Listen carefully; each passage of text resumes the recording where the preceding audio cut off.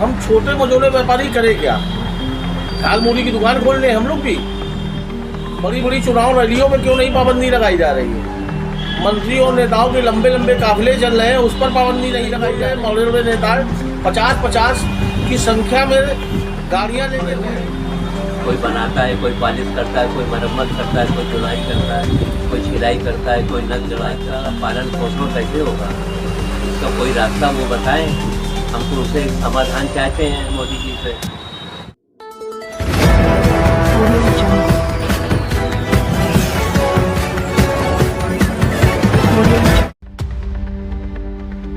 प्रधानमंत्री नरेंद्र मोदी के द्वारा एक भाषण के दौरान जब कहा गया कि सोने की खरीदारी पर रोक लगाई जाए, 1 साल तक महिलाएं किसी भी फंक्शन या कुछ भी हो तो सोना नहीं खरीदें, सोने की खरीदारी बिल्कुल बंद कर दें, जिसको लेकर सराफा कारोबारी परेशान दिखाई दे रहे हैं। उनका कहना है कि यदि 1 साल तक सोना नहीं खरीदा जाएगा तो हम व्यापारी अपने परिवार का भरण पोषण कैसे करेंगे। प्रधानमंत्री जी के भाषण का असर 2 दिन से मार्केट में दिखाई दे रहा है। हम लोग सिर्फ सन्नाटे पर बैठे हैं और इस कारोबार में बड़े व्यापारी से लेकर एक छोटा कारीगर सभी का घर चलता है। व्यापारियों का कहना है कि हमें रास्ता बता दें कि हम लोग क्या करें। देखें पूरी प्रधानमंत्री जी का बयान जो आया है उसका असर हमारे बाज़ारों में दिख रहा है। कल से ही ये बयान हुआ है और कल से ही हम लोगों का व्यापार एकदम पूरा ठप पड़ा हुआ है। एक भी सुबह से कस्टमर नहीं है, ना बोली। समस्या उनकी अपील का नहीं है, मैं उनका विरोध नहीं कर रहा हूँ, मैं उनका समर्थक हूँ, मगर समस्या इस बात की है हम छोटे मझोले व्यापारी करें क्या? दाल मूली की दुकान खोल लें हम लोग भी। हमारे घर का आखिर जीविकोपार्जन कैसे चलेगा? हम अपनी दुकान 1 साल के लिए बंद कर दें। उनका कहने का मतलब ये है कि अगर कस्टमर नहीं आएगा तो हमको 1 साल तक दुकान अपनी बंद करनी पड़ेगी। अब बंद करके हमारे घर की पूर्ति कैसे होगी, हमारे ये समझ में नहीं आ रहा।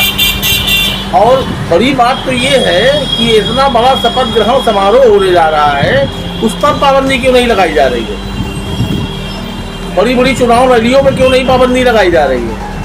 मंत्रियों और नेताओं के लंबे लंबे काफिले चल रहे हैं, उस पर पाबंदी नहीं लगाई जा रही है।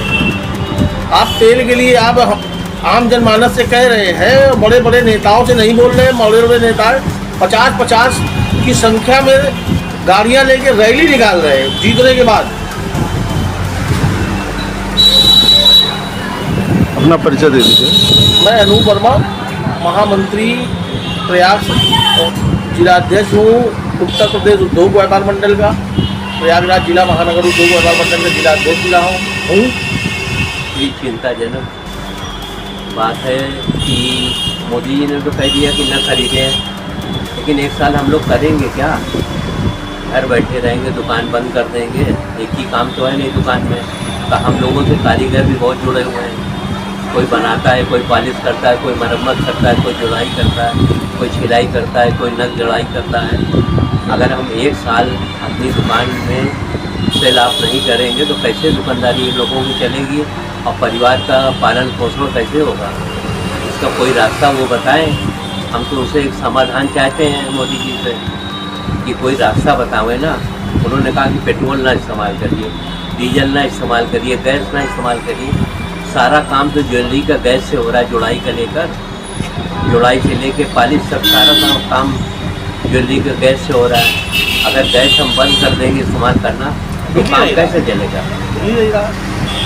और गैस मिल भी नहीं रही है। सोने चांदी का ऑलरेडी भाव बढ़ा हुआ है, जिसके कारण बहुत सी परेशानियाँ हो रही हैं। तो व्यापारियों की तरफ से क्या अपील करना चाहेंगे? देखिए, व्यापारियों की तरफ से तो हम लोग चाहते हैं कि बस 1-2 दिन हम लोग और इंतज़ार करेंगे, नहीं तो हम लोग जो है ठोस कदम हम लोग उठाएंगे। क्योंकि हमारे यहाँ दिल्ली में, लखनऊ में, बनारस में कई जगह मीटिंग चल रही है, वहाँ पर मेरी बातें भई हैं।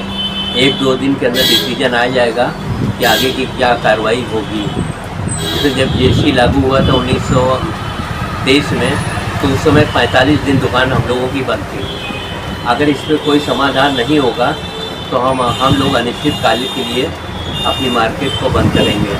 ज्वेलर्स एसोसिएशन की परिचय दे दीजिए। मैं Dinesh Kumar Singh, jewellers association president Prayagraj.